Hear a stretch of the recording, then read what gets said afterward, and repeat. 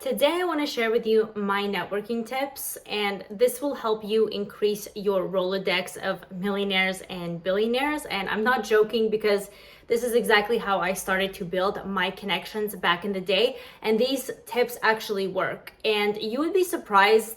They seem simple enough, but a lot of people do the complete opposite, and you don't want to fall into that routine. My name is Karina, and welcome back to another video where on this channel I help you become a $1 million lady. And I also have a $1 million program, which is for independent women on how to build their wealth and success. You can check it out down below. So exactly how do we get into this? Where do we find these events? What should we look for? Do you need to have a certain type of job or business in order to even be successful in this type of networking? And the answer is no. The answer is that it relies to how you carry yourself and your personality. It has nothing to do with looks. It has nothing to do with owning luxurious items and showing up on a certain way, right? So because the reason I say that is because I've seen that mentioned quite a lot, is that you need to walk in with an Hermes or a Chanel bag, right? Back in the day, I did not own anything luxury at all, and I just wore normal clothes, but it's about how you wear them, right? So I suppose that we can talk about the first step, and that is how you dress. Very important for the ladies, okay? You don't want to dress down. So if you come in jeans and a t-shirt, you just look like a normal person who's going to get their groceries. That doesn't really convey any type of message, any type of success, any type of intrigue, right? We are humans by first impressions. When we see someone in a t-shirt and jeans, we're not going to think too much of it.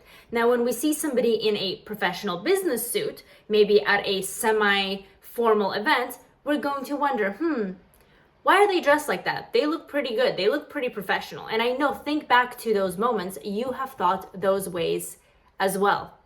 It does make a huge difference. It is better to be slightly overdressed than underdressed, because being underdressed, it's not going to get you anywhere.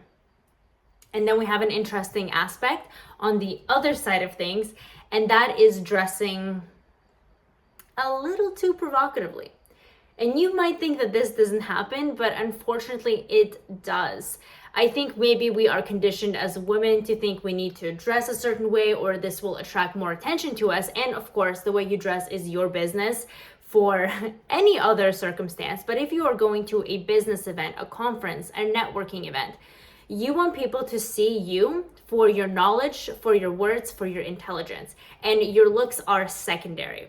So you want to be presentable in a way where you are not dressed too provocatively. Cleavage, really short skirts, really tight dresses.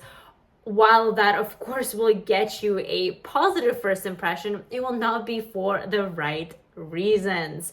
And people just won't take you seriously. They think the way you're dressing like this is because you want a certain type of attention.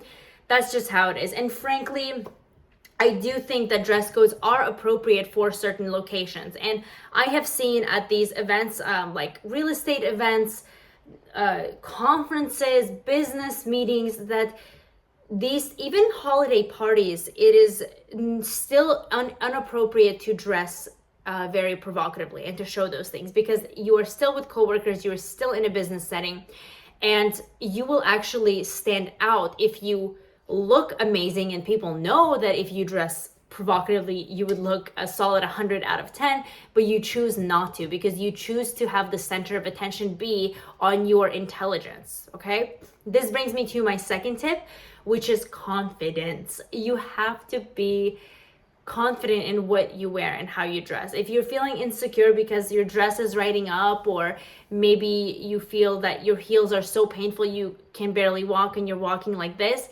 that's also something to keep in mind. You want to test out your outfits beforehand to make sure that you feel confident, because that will radiate from within you. You feel confident, you act confident, and you give off that type of confident energy. If you are fidgeting around, it's not a really good message to send. Nobody's gonna want to talk to you, okay? So who do you talk to? Tip number 3. This one is such a good tip. This one's my favorite, okay? That is showing up super early.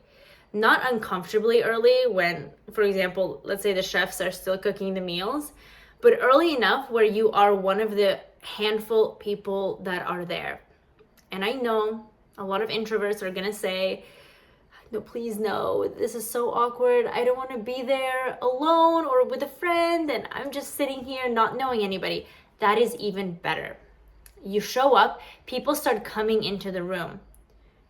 They feel awkward and kind of shy as well. So that's perfect because you are one of the few people who are there who they want to talk to or can talk to really. And that is how you strike up conversations is, okay, no one else is here. I'm not just gonna go hide in the bathroom. I'm gonna talk to this person that just walked in. And slowly people start rolling in and you will have the opportunity to talk to most of them. So before the event or networking even started, as people are rolling in completely blindsided, you have already talked to pretty much everybody in the room. That gives you such an upper hand. And that is a great way to begin making those small micro connections with people. You talk to one person, you talk to the next person, then maybe later down the line you can revisit them, right? And talk about certain things, which is the next point. What should you talk about? Not the weather, not traffic, not how good the food is or how difficult it was to find parking. I hear these side conversations everywhere. Loud noise, it doesn't serve any type of purpose. You're staying at a surface level connection, and that way you're never going to surpass to the next step with people. But you have to go deeper. So what I suggest you do is if you are attending a keynote speech or maybe a mini seminar, sit at the very front where people could see you. If you want to connect with that person, sit in the front row with your notebook, not your computer, a notebook with notes, with a pen. Make eye contact with them. Write down notes that are helping you. Be attentive, be a listener. If you are talking to somebody in a sponsorship booth or like a talk, or they're just talking to you, be attentive, make eye contact. Actually listen, not to just reply and respond to them, but listen to how you can take this conversation to the next level. You will see a lot about the person based on just listening to them, their pain points, what their struggles are, what they may need help with, and perhaps you have a business or a service that you can actually help them out with that. There's been so many times, I'm telling you, before I started my business, in the process of it, I knew my goal, and that was I want to be an independent business owner. But if I didn't have that mindset of kind of wanting to work for myself, I would have had multiple offers of multiple six figures a year job offers because of the skills I had and the confidence I had in those skills, such as running certain marketing things, helping people with Amazon, helping people with Facebook ads, things like that this was a few years ago when it wasn't so popular, but I knew how to do it back then. And the people I talked to, they're like, what, you do that? Can you help me with my business? And you would think these were random events too that had nothing to do with marketing or anything online, but they saw that as something unique and something valuable that maybe this can help my business. You can even work as a freelancer, right? Like one was, I think they had a golf shop or something. They're like, can we be on Amazon? Or can you help me optimize my page and track certain things? These are things I just started to learn, but people were willing to pay me for that just because of they had zero knowledge and I had some results and I could take them to the next level that would benefit them. Now you might be at an even more advanced level in certain areas, which will even be better because you can get paid more for that. Do you see how people actually offered me jobs, like, please work here. I'm like, I can't, I'm sorry. I am a business owner at heart. I'm an entrepreneur. I only work for myself, right? That was my mindset. But you have to do that. Be attentive. Take the conversation to a deeper level. And then the last tip is about your confidence, and not just the way you portray yourself like we talked about in the beginning of the video, but this one is key. Are you willing to go to an event alone? Or are you scared? Are you willing to show up and make eye contact with people, go up to somebody and talk to them without a friend, without a wingman? Because if you're not, that is going to set you back.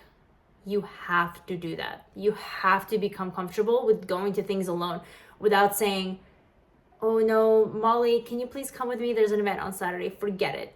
You want to build yourself to a position where something pops up last minute, you're ready.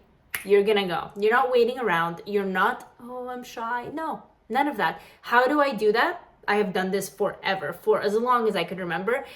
Am I scared? Yes. Am I awkward inside? Sometimes, yes. But in my mind, I know that I only feel that. They have no idea what I'm feeling unless I portray it out there. So I'm like, Karina, gather yourself and go. Just go. As long as you just go for it, that action will dissipate your fear, and you have to step through that fear, because if you don't, you're always going to be waiting around till Molly can come with you, and you're going to miss out on so many opportunities, not just in these networking events, but in anything in life. Anything. You will miss, trust me, you will miss opportunities if you cannot go to places alone, and you will miss fun experiences. You will miss a lot in life. So get comfortable with that. Let me know what other networking tips you have for our community here. Don't forget to subscribe to the channel, like the video, and check out my $1 Million Lady program in the link in the description. I'll see you in the next video.